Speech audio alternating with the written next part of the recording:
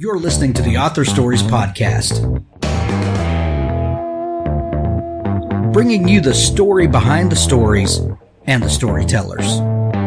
Margaret White, Terry Brooks, Sheena Kamal, Matthew Quick, J.T. Ellison, Walt D. Williams, Brad Ford, Corey Doctorow, Brandon Sanderson, Robin Mott, Ernest Blind, Jim Butcher, Sherwin Harris. Visit hankgarner.com for archives of all the shows. Today's guest is Laurie Buchanan.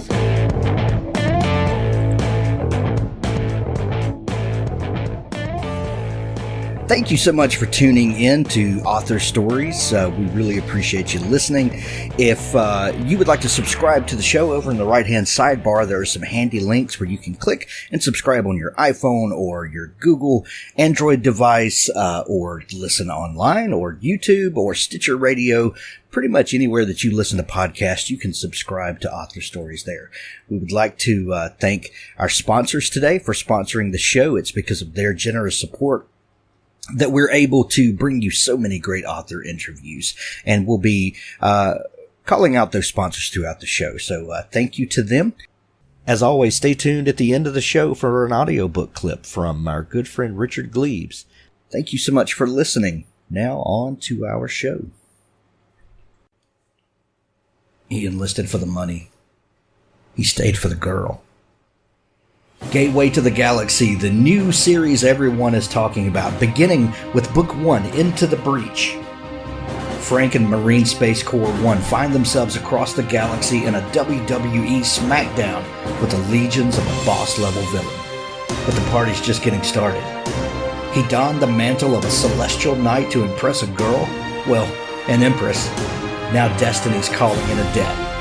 A lightning-paced military fantasy full of outlandish comedy and impossible situations that will have you hailing for these Marines from the get-go. For fans of Green Lantern and the Stargate universe. Listen to what some readers are saying. This is good stuff. Thanks for the new obsession. I recommend and can't wait for the next book. And the visual pictures and action are amazing. They're getting the band back together. And this time, it's serious nonsense. Pick up the Gateway to the Galaxy series by Jonathan Yanez and J.R. Castle. Available now on Amazon.com. There's a link to it in the show notes. Gateway to the Galaxy. Well, thanks for joining me again for the Author Stories Podcast, where I bring you the story behind the stories and the storytellers. Today, I'm excited to have Laurie Buchanan on the show with me today. Laurie Buchanan, PhD, on the show with me. Laurie has a brand new book that's available for pre-order right now. It comes out in just a couple of weeks, but it's called The Business of Being, Sole Purpose in and Out of the Workplace. Welcome to the show, Laurie. Thank you for having me. Well, I'm excited to have you. Laurie, we begin each show with the same question, and that question is, what is your first memory of wanting to be a writer or a storyteller? My first memory of being a writer is when I was 7, and I wrote my very first will. Really? Yes. Do tell.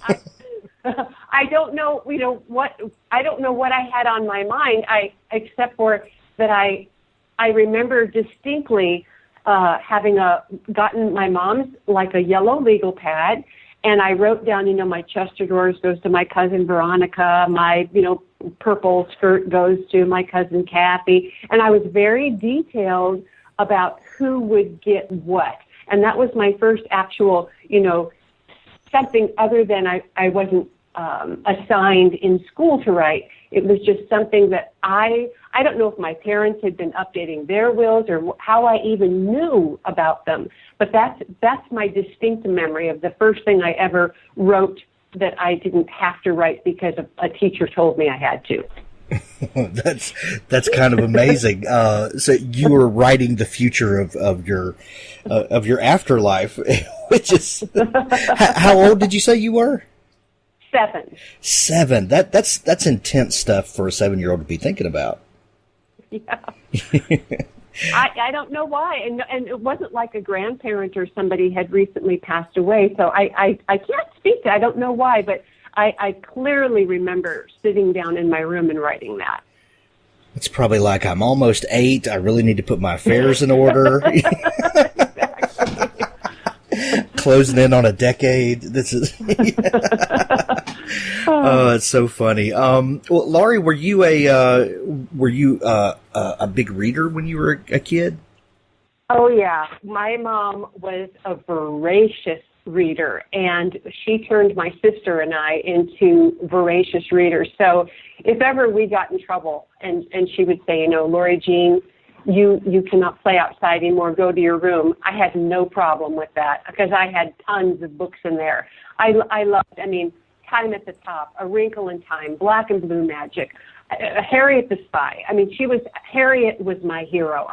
I did everything I could possibly do to be like Harriet the Spy. Yes, I loved reading. Well, I'm kind of picking up a thread on things that you like to read. There's some fantasy there. There's some and Harriet, is a fantastical kind of story. Was it pure escapism for you? Was it just these things fed your imagination? What do you think it was about these types of books that really captured you? I think it's the imagination, because I like with A Wrinkle in Time, for instance, which I just recently saw as a movie again. What was your opinion on the movie, by the way? I haven't seen it yet, but I've heard very mixed reviews. I loved it. I know that some people didn't, but I actually took my grown son and daughter-in-law to see it, my husband and I, and then those two, because we're all readers. My son, we haven't had a television for 38 years. So my son, who's almost 35, grew up without a television, and he's a voracious reader too. In fact, he doesn't believe in bookmarks. If he opens a book, no matter how many pages it is, it's 1,200 pages. He will not put the book down until it's done. He won't mark it. So when he was in high school, he'd stay up all night reading, and it was like a war in the morning to wake him up. But he's, what a good problem to have. The kid, if he was in trouble, we'd say, we never had to put him on restriction or anything. We'd say, Evan, give me your library card. Oh, Mom, I'll never do it again. I promise I'll never do it again. It was that kind of a thing. So we're a huge family of readers. But I think to get back to your question, definitely the imagination. We're my son and daughter-in-law are getting ready to have their first child, our first grandchild, and they've named her Luna after the female in The Girl Who Drank the Moon. And her name is going to be Luna Blue. And we're so excited, and we're already thinking of what can we do to expand her imagination? What kind of forts can we build in the house? That kind of thing. And she's 12 weeks away from being born. Wow, that is so cool. That is so cool. I love that story. That, but we have increased our television viewing over the last couple of years, but when our kids are all nearly grown or are grown, and but we pick and choose what we stream, and we don't just have the box on just running all day, but we raised our kids the same way, that huge bookshelves throughout the house. You can have anything you want. And you wind up with creative kids. It just happens that way. Yes. So, Laurie, what did you decide that you wanted to be when you grew up? Well, I wanted to be either a mad scientist, a magician, or an international spy. Those were my three things that I wanted to be no matter what happened. And I'm 60 and I still have time. I'm not any one of those three, but that's when I was growing up. Those are my three big choices. Well, yeah, you still have time. I do. I've got fulfill time. All those dreams. Yeah. So what career path did you wind up following? Well, I went into the corporate world at first, and I was in communication, and I had a fairly large client, Sony. Most people have heard of Sony, and I did a lot of traveling for Sony. I didn't work for Sony. They were my client, though. And I really enjoyed that. And then when my mother was in her early 40s, she got cancer, and at the age of 53, she died from it. And at that time, I thought, you know what? After seeing what happens in the world of oncology, what happens on cancer floors, I thought there has got to be a better way. This is fairly unbelievable to me. And so I went to school and I became an HHP, a holistic health practitioner. I wasn't interested in doing the traditional MD route because I had seen firsthand what that looked like. So I thought, I'm gonna go do this, and I did. I became a board certified with the American Association of Drugless Practitioners, and I started my own practice. And I have in the Midwest, because we were in Chicago at that time, lots and lots of clients in a little town called Crystal Lake, an hour north of Chicago. And then I added to that becoming a transformational life coach, because people would ask you, if they're in there with you, these really core questions, because maybe they've received a diagnosis of this or this or this happening. So now they're looking at their life a little differently and starting to ask questions. And so I wanted to be able to legally give my opinion, and you can't just offer advice willy-nilly. You have to have some credentials behind your name if you're going to do that. So I am a holistic health practitioner and a transformational life coach. And then I created a program called Life Harmony, a 9-month program, so sort of like giving birth, this 9 months of gestation. And everybody said, oh my gosh, this needs to be a book. Oh my gosh, this needs to be a book. So that became my first book, Note to Self, a 7-Step Path to Gratitude and Growth. And that was pretty darn well received. It won 6 literary honors, including Forward Indie Book of the Year.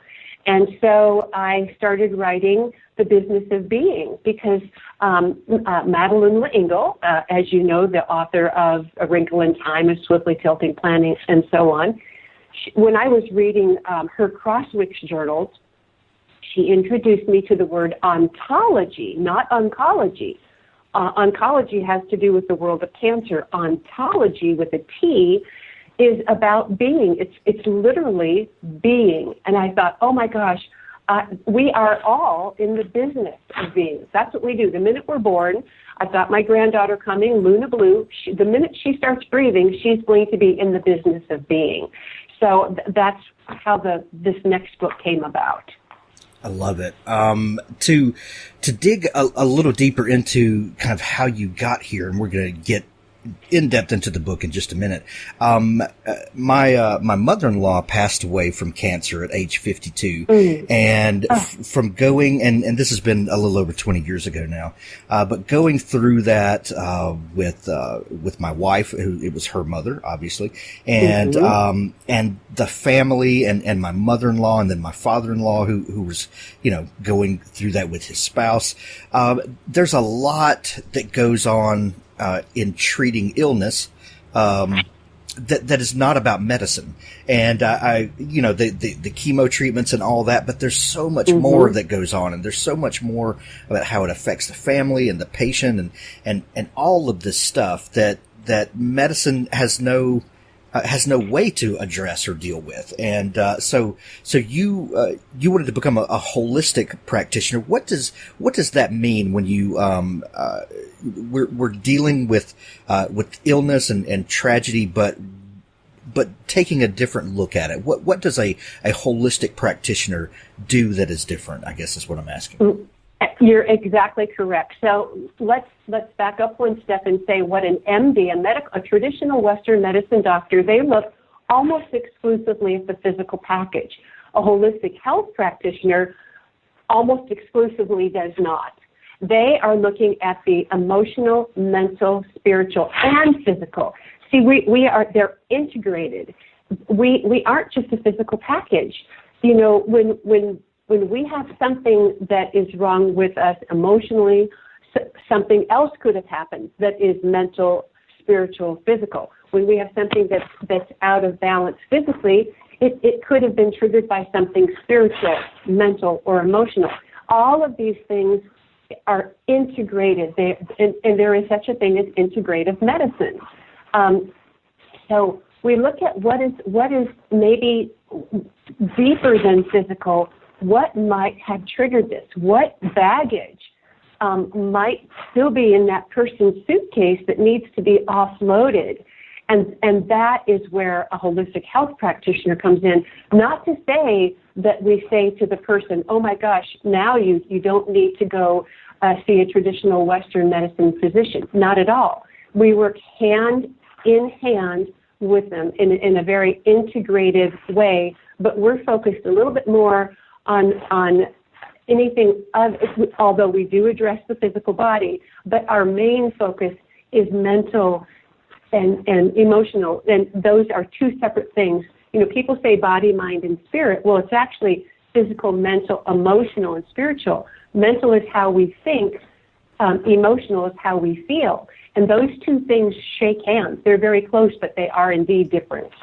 Well, I think we've all experienced something where maybe we're sad, maybe we're disappointed about something, maybe we're just emotionally not well, and then we sit on the couch or stay in bed, and we get a little mopey, and then all of a sudden we start having physical aches and pains. And you know, I think we all would agree that we are all connected. Body, mind, spirit, soul, the whole thing. Absolutely, it's a it's a whole package, and each of those things are connected. So it's to only address one is not full. It doesn't bring us full circle. It's certainly important to have each one of these things needs to be addressed, not just one. So as a holistic health practitioner, when I work with MDs who are working with our client, or in their case, patient, I call them clients, I let them take the brunt of the physical and walk with people through the emotional, the mental, and the spiritual. And when I say spiritual, there are some people that may be atheists or agnostic, and so for them, that is their highest, best self, the best version of themselves. So a person who might be listening and saying, well, I don't, that's, spiritual isn't my thing. It's for that person, it's just the best version of themselves. Let's very well. I mean, you obviously said that much better than I could. But let's look at your book, Note to Self, a 7-step path to gratitude and growth. The first book that you wrote. This came out of your practice and things that you learned in dealing with clients or patients, and your real world practice and application. But even when you're writing nonfiction, there still is a storytelling aspect to it, because no one wants to pick up a dry list of a prescriptive, do this and you will be better. They're great nonfiction writers are storytellers because they can convey these truths and these actions that will make us better and engage us as readers the whole way through. Now, obviously, you are a voracious reader, and your mind has been tuned by storytelling your whole life. What were the challenges for you in writing this book, and what do you think that you learned in the actual writing of this book? The challenge was to be able to share client stories, of course, with, total anonymity. Nobody, I would change their gender, their name, their everything, in a way that the person who's reading it would feel that the story was about themselves. And I think the strongest story in here that people, whenever I go and do a reading from this book, this is the one they want to hear, is the one about forgiveness. Because every single one of us, at some time, will need to extend forgiveness to someone else for something they did or failed to do. More importantly, every single one of us will need to receive forgiveness for something we did or failed to do. And that is when you can there's nobody who can say, well, that's not true for me. That is going to be true for every single person on this planet. And when a person can relate like that, then you can pull them in. And there's so many other stories, but that forgiveness one, that is a field leveler. That forgiveness puts us all on the same page. And what a lot of people don't realize, and where that body-mind connection comes in again, is failing to forgive either someone else or ourselves is probably one of the biggest causes of disease.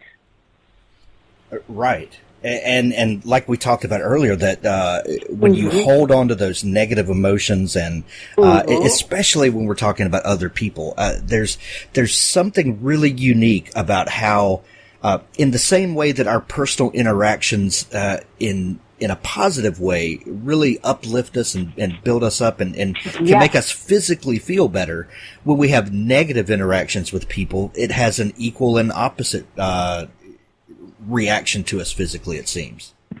That is absolutely correct. And that forgiveness or lack thereof is a biggie. And like you said, let's take a flip side look at that. One of the biggest things for healing, and not just physical healing, but the package, is practicing intentional kindness. There is something about, and not just being nice. Kind and nice are different, and they're both very important. But intentionally being kind, and let me give you an example of the difference between nice and kind. Let's say that you're driving along, and you see a homeless person, and they have a cardboard sign that lets you know that they need help. If you stop and give them a $5 bill, that's very nice. There's no two ways about it. That is very nice. If you pass that person by and you go get them a meal, let's say that you go someplace and get them maybe a hamburger, fries, a salad, and some kind of a beverage, and come back and you get out of the car and you deliver a meal to them, that is kind. That's the difference. They're very close, but kind is there's something more to it. Nice is almost passive. Kind is active. It's just right up close and personal, right in your face. And so there's exactly like you said, when we harbor negative feelings, they fester and we can become physically ill. But when we harbor something that's what I call PUC, positive, uplifting, constructive, and healing, when we are harboring those kinds of things, when we're entertaining, we let those things come in and they're our daily guest, things that are positive, uplifting, constructive, and healing, that's what starts this wonderful domino effect, if you will, hitting our physical, mental, emotional, and spiritual. And anything that's going wrong becomes healthier, becomes uplifted. And then likewise, if it's negative, the same thing happens in reverse. Well, I'm going to pick up a copy of Note to Self because I need all of the positivity in my life I can get. I think that's a fantastic story. So I'm going to add that in the show notes of this episode. So if you would like me to pick up a Note to Self, you can find it in the show notes. But Laurie, you have a brand new book that's just coming. Mm-hmm. It's called The Business of Being. Soul Purpose in and Out of the Workplace. That's a very provocative title and a very provocative image on the cover, that you've got this orange that is sitting there, but the orange is not orange, it's blue. It's very disconcerting when you first look at it, and it really makes you stop to think about what you're saying in the title. Where did the idea for this book come from, and what is the core message? The core message is don't go with the flow or against it. Create your own. Don't do something against the flow just because I'm going to be different just because. Don't go with it either. There's a saying that says if you go with the flow, you're a belly up, a dead goldfish, that kind of a thing. Don't go with, don't go against. Create your own. Create your own. So this is actually a blue tangerine, and in this book, I tell the story. It was really fun to be able to do this. This is a nonfiction book, but there's a true story, but I changed the name of the restaurant and the name of the owners of a restaurant called La Mandarine Bleue, which is in French means the blue tangerine. And it takes a look, this book, if you think of an Oreo cookie, like pretend that you're holding it up so you're seeing the skinny side of it. And you see three things. You see a chocolate wafer on the left, you see the white cream in the center, and you see a chocolate wafer on the right. The chocolate wafer on the left in the way that this book is designed is taking 12 elements of a business plan and looking at corporate values. The chocolate wafer on the right is taking a look at individual human beings and virtues. And then the cream in the center is a story about a restaurant called La Mandarine Bleue and how they use values and virtues to have this amazing business experience. And so we look at can taking some elements of a business plan help an individual human being become a better human being? More importantly, can taking virtues that some of us have into a business make that a better business? And the answer is yes, yes, yes. And so that's what I'm doing here. It's actually, if I had to break it down into one sentence, it is the intersection of business and spirituality. Well, that's a very bizarre concept on the surface. In the same way that when we talked about holistic medicine and you're treating dis-ease in the body, and you may begin with how a person is mentally or spiritually, and not to say that you replace traditional cancer treatments with talking about someone's feelings, but like you said, they work hand in hand, and there's usually more than one thing that needs to be treated in that situation. When we talk about business, we usually do not talk about people's well-being and the people's attitudes, or things being a positive, uplifting experience. Those are not things we talk about when we're talking about business. Usually we talk about bottom lines and we talk about sales figures and all of this stuff. So talk about the spiritual intersection with business, because that is a foreign concept to 99.9% of the people listening right now, I'm sure, like it is to me. Exactly. So let's say that you're an individual person who has a job that you get up in the morning, you have your coffee and toast, you put on your work clothes, and you go to the office. And we all have some of these values. Let's say that it might be kindness, it might be truthfulness, it might be integrity. If and when we bring these things into the workplace, it's a game changer. So remember when we started this conversation, I said I had been in the corporate world, and my client was Sony. My client, I had to sign a contract that said I needed to give a 1-year notice before I left because they adored me. And that's because of what I brought to the table. It's what I brought to the table. How did I present myself not only to them, but their clients? Because I wasn't just dealing with them, but their clients as well. And it's a big deal when you are a living, let's call it a meditation. Let's say you're a living meditation. When you put your money where your mouth is, and you are positive, uplifting, constructive, and healing in every single thing that you do. It's not just something that you do on Sunday or something that you do when it's comfortable with family and friends. It's what you do all of the time, whether you're on a plane traveling from here to Mississippi, and no one's going to know me. Gosh, no one's going to know who I am. I could do whatever I want. When we bring this goodness, it enriches ourselves and whomever we work for. Likewise, when a company does the same thing, when they think more of their customer or client, and the customer, just so you know, a customer is somebody who buys your product. A client is somebody who buys your service. That's the difference between a customer and a client. So whether you're serving customers or clients or both, when you have their best in mind, your business takes off. It's unbelievable. When you don't have your bottom line, of course you have to make a profit, but you will make a profit. That's what so many people don't realize, is that they're so focused on, I've got to make this. They want to make a killing instead of a living, and that business usually goes out of business if they're looking to make a killing instead of a living.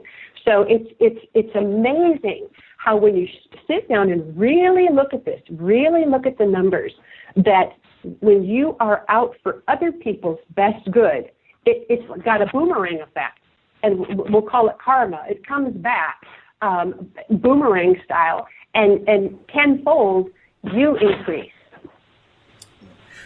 My grandfather told me one time that you can shear a sheep 4 times a year, but you can only slaughter it once. And if you're shearing a sheep, you're benefiting everyone. You're benefiting the sheep who gets rid of all of the things that they have picked up over the year and get stuck in the wool, and frees the sheep. And it benefits those that do the shearing, that wool can then be spun into fabrics and all of that, and that symbiotic relationship benefits everyone. But when you slaughter the sheep, you benefit the slaughterer and the people that eat it, but there's nothing good for the sheep that comes out of that. Exactly. Oh, I know. I would love your grandfather. Oh my gosh, that is so wise. And it will only, if you slaughter the sheep, it will only serve you once. Better. We'll put that in air quotes, for a very short time. That's right. That is a fantastic word picture. I love it. Absolutely. I do too. That's something I have held on to that for, 40 years probably. But I love that's the essence of what you're saying here in this book, is that how to behave in business, so that everything we do is not just a money grab, and it's not just a business as usual. We can change the world even in the most mundane of our activities. Absolutely. And one of the examples, and it's a real life example, one of the examples of this restaurant that we'll call La Mandarine Bleue is at the end of each evening, any food that's left over, it gets all, in the to-go boxes, and one of the owners takes it. There's a bridge here in Boise, and a lot of homeless people live under that bridge, and he goes there every single evening, and he divvies out the leftovers of this phenomenal French food. I mean, this is not schlocky fast food stuff. This is phenomenal food, and he gives back to the community, and it is a wonderful. It's just a wonderful. It doesn't get thrown away. It goes to human beings. No matter what we look on the outside, if you cut any one of us, we bleed the same color. Doesn't matter, if we're our age, our gender, our color, our background. That doesn't matter. We are all. You turn us inside out, and we look exactly the same. Right. Well said. Well said. Laurie, when someone picks up this book, and maybe they're just looking at to add to their library of business books that will help grow them as a business person. Maybe they're looking at picking this up as a self-help book. As we continue to read to better ourselves personally. Do you hope that they find the intersection there, and that this is at the same time neither of those categories, but at the same time both of those categories? And what do you hope people take away from this book? I hope that people take away 2 things. PUC, the idea of being positive, uplifting, constructive, and healing, and put that into action as kindness. I think that kindness is divinity in action. And again, whether that's God, Goddess, Yahweh, Jehovah, Buddha, fill in the blank, or your highest, best version of yourself, divinity in action, whether you're at home, whether you are at work. This book is considered a self-help book, printed on the back cover. It literally says self-help. I just delivered signed copies. They wanted 15 to our local bookstore yesterday, and they're putting 5 in self-help, 5 in spiritual, and 5 in business because it hits all of them. Right. So but I want people to go away with the concept of PUC, positive, uplifting, constructive, and healing, and then put that into action. Put shoes on that is kindness, that divinity in action. That is fantastic. Laurie, if people are just learning about you and your work, do you have a website or are you on social media where maybe people could find you, connect with you, and follow along? Yes. My name is Laurie, Laurie. So my website is Tuesdays with Laurie, sort of like Tuesdays with Laurie, but TuesdaysWithLaurie.com. And I'm there on Tues with Laurie, because Tuesdays with Laurie on Twitter. I'm on Instagram as Tues with Laurie. Laurie Buchanan. If somebody just Googles Laurie Buchanan, they're going to come up. They're going to see 2 people. There's me, and there's a wonderful musician. And she has long hair and is holding a guitar, and I have short hair and I'm holding a book. So they'll know which one is me. Well, I did that right before we started recording, and I went straight to Tuesdays with Laurie. There was no problem at all to find it. But we're going to put links to all that in the show notes. Laurie, it has been a great pleasure to talk with you. Thank you so much for taking time to come on the show. Hank, thank you so much for having me as your guest. I've had a lot of fun. Thank you so much. Thanks for listening to the Author Stories podcast. For more great author interviews like this one, go to hankgarner.com and dig through the archives. There's something there I know you'll love. Now stay tuned for a special audio clip from Richard Gleaves' The Jason Crane series. Hello, young one. What ghoulish tale of horror shall we explore tonight? Shall we watch The Creepshow? The Nightmare on Elm Street? Child of the night, give me your answer. Which one would Mom kill us for watching? Said Buddy. Dad grinned and his eyes grew wide. Which do you think, child of the jackal? The Omen! And we might have time for Omen too, if we hurry. She'll be home by 11. I'll be back. Buddy ran to his room. He stripped down to his Yoda underwear and fished in the closet. 2 minutes later, he snuck back into the living room wearing his skeleton costume from last Halloween. He crept up behind his dad, who was cueing the movie. But David Rittermeyer was too clever for that. He spun around at the last moment and bared fanged teeth torn from paper plates, drawing a yip of surprise and a cry of, "No fair!" Daddy kicked off his Reeboks, plopped his smelly gym socks on the coffee table, another thing that Mom would hate, and killed the lights. The scary intro music began. The screen showed the silhouette of a boy, about Buddy's age. His shadow was a long, creepy cross. The Antichrist, the son of the devil. Born of a jackal on a night of astrological portent, destined to bring about the end times and the final battle of good versus evil. Buddy sipped Sunkist and scooted up next to his dad. As the movie got scarier, he slipped an arm through his father's and cupped his big bicep. Buddy could feel his father's pulse. Dads get scared too. They flinched together, shouted together, pointed at the screen and covered their faces together. Buddy pressed his eyes to Daddy's shoulder just before the on-screen maid shouted, "It's all for you, Damien!" and dove from the roof, hanging herself. Buddy knew which parts he was old enough to watch and which parts he wasn't. He trusted his dad to let him know when to look again. Occasionally, his dad tricked him into peeking too soon, but that was part of the fun. They kicked their feet at the screen and shouted, "Look up! Look up! Oh, idiot! Don't get yourself killed!"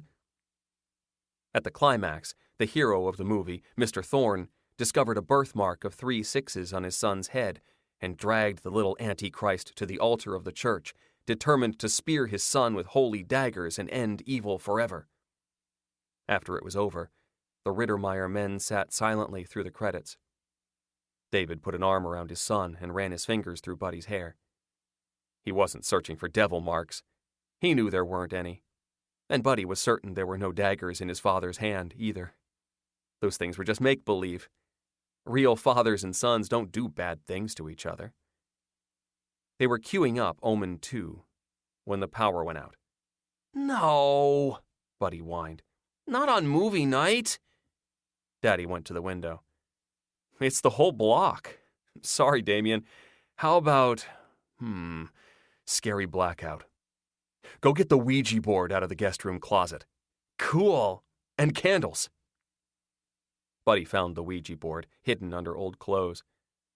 When he shut the sliding door again, the sight of a monster startled him, and he let out an involuntary "huh" sound. It was his own skeleton-bodied reflection in the mirrored closet door. He stared at it. He liked the effect of moonlight on his cheeks. Spectral, haunted, his eyes big and white. He clacked his teeth at himself, picturing his own grinning skull under his child's flesh, and gave an evil laugh. He was answered by a scream. A woman's scream. High-pitched and far away. One of the neighbors? Buddy dropped the Ouija board into a patch of moonlight and sat with it. "What's going on?" he whispered, his fingers on the heart-shaped wood planchette.